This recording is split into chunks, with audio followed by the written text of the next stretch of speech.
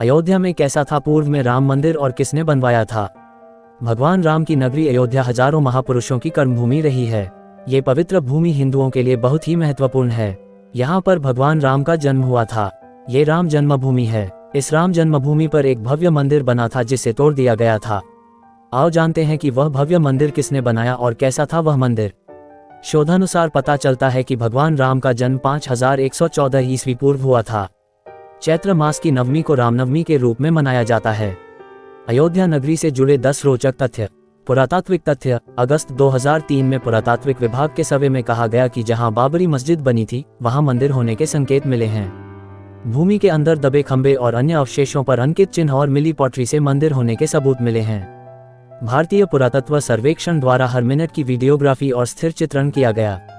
इस खुदाई में कितनी ही दीवारें, फर्श और बराबर दूरी पर स्थित 50 जगहों से खंभों के आधारों की 2 कतारें पाई गई थीं। एक शिव मंदिर भी दिखाई दिया।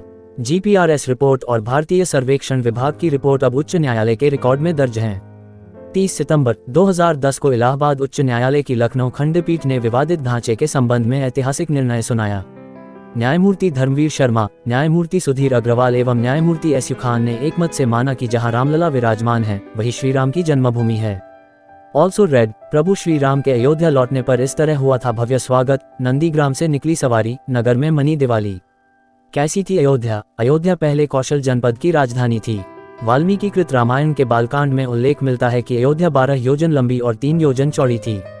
वाल्मीकि रामायण में अयोध्यापुरी का वर्णन विस्तार से किया गया है। रामायण में अयोध्या नगरी के सरयू तट पर बसे होने और उस नगरी के भव्य एवं समृद्ध होने का उल्लेख मिलता है। वहां चौड़ी सड़कें और भव्य महल थे, बगीचे और आम के बाग थे और साथ ही चौराहों पर लगने वाले बड़े बड़े स्तंभ थे। हर व्यक्ति का घर राजमहल जैसा था। यह महापुरी 12 योजन 96 मील चौड़ी थी। इस नगरी में सुंदर, लंबी और चौड़ी सड़कें थीं। इंद्र की अमरावती की तरह महाराज दशरथ ने उस पुरी को सजाया था। क्या था जन्मभूमि का हाल? कहते हैं कि भगवान श्रीराम के जल समाधि लेने के पश्चात अयोध्या कुछ काल के लिए उजाड़ सी हो गई थी, लेकिन उनकी जन्मभूमि पर बना महल वैसे का वैसा ही था। भगवान श्रीराम के पुत्र कुश ने एक बार पुनः राजधानी अयोध्या का पुनर्निर्माण कराया। इस निर्माण के बाद सूर्यवंश की अगली 44 पीढ़ियों तक इसका अस्तित्व आखिरी राजा महाराजा बृहदबल तक अपने चरम पर रहा। कौशलराज बृहदबल की मृत्यु महाभारत युद्ध में अभिमन्यु के हाथों हुई थी।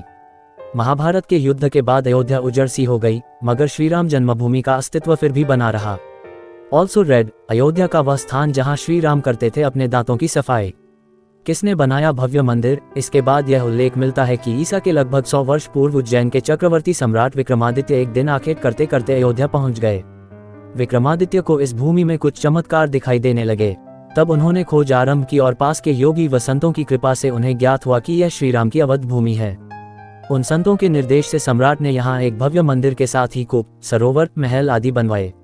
कहते हैं कि उन्होंने श्रीराम जन्मभूमि पर काले रंग के कसौटी पत्थर वाले 84 स्तंभों पर विशाल मंदिर का निर्माण करवाया था। इस मंदिर की भव्यता देखते ही बनती थी। ऑल्सो रेड, राजा दशरथ का महल अयोध्या। किसने करवाया जीर्णोद्धार? विक्रमादित्य के बाद के राजाओं ने समय समय पर इस मंदिर की देखरेख की। उन्हीं में से एक शुंग वंश के प्रथम शासक पुष्यमित्र शुंग ने भी मंदिर का जीर्णोद्धार करवाया था। पुष्यमित्र का एक शिलालेख अयोध्या से प्राप्त हुआ था जिसमें उसे सेनापति कहा गया है तथा उसके द्वारा 2 अश्वमेध यज्ञों के किए जाने का वर्णन है। अनेक अभिलेखों से ज्ञात होता है कि गुप्त वंशीय चंद्रगुप्त द्वितीय के समय और तत्पश्चात काफी समय तक अयोध्या गुप्त साम्राज्य की राजधानी थी। गुप्तकालीन महाकवि कालिदास ने अयोध्या का रघुवंश में कई बार उल्लेख किया है। किसने दी गवाही कि भव्य मंदिर था? इसके बाद कहते हैं कि चीनी भिक्षु फाहियान ने यहाँ देखा कि कई बौद्ध मठों का रिकॉर्ड रखा गया है। यहाँ पर 7वीं शताब्दी में चीनी यात्री हेनेत्सांग आया था। उसके अनुसार यहाँ 20 बौद्ध मंदिर थे तथा 3000 भिक्षु रहते थे और यहाँ हिंदुओं का एक प्रमुख और भव्य मंदिर भी था जहाँ रोज हजारों की संख्या में लोग दर्शन करने आते थे, जिसे राम मंदिर कहा जाता था। कब शुरू हुआ मंदिर का पतन? इसके बाद ईसा की 11वीं शताब्दी में कन्नौज नरेश जयचंद आया तो उसने मंदिर पर सम्राट विक्रमादित्य के प्रशस्ति शिलालेख को उखाड़कर अपना नाम लिखवा दिया। पानीपत के युद्ध के बाद जयचंद का भी अंत हो गया। इसके बाद भारतवर्ष पर आक्रांताओं का आक्रमण और बढ़ गया। आक्रमणकारियों ने काशी, मथुरा के साथ ही अयोध्या में भी लूटपाट की और पुजारियों की हत्या कर मूर्तियां तोड़ने का क्रम जारी रखा। लेकिन 14वीं सदी तक वे अयोध्या में राम मंदिर को तोड़ने में सफल नहीं हो पाए।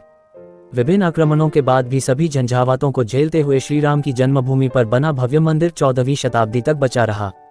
कहते हैं कि सिकंदर लोदी के शासनकाल के दौरान यहाँ मंदिर मौजूद था। अंततः 1527-28 में अयोध्या में स्थित भव्य मंदिर को तोड़ दिया गया और उसकी जगह बाबरी ढांचा खड़ा किया गया। कहते हैं कि मुगल साम्राज्य के संस्थापक बाबर के एक सेनापति ने बिहार अभियान के समय अयोध्या में श्रीराम के जन्मस्थान पर स्थित प्राचीन और भव्य मंदिर को तोड़कर एक मस्जिद बनवाई थी, जो 1992 तक विद्यमान रही। बाबरनामा के अनुसार 1528 में अयोध्या पड़ाव के दौरान बाबर ने मस्जिद निर्माण का आदेश दिया था।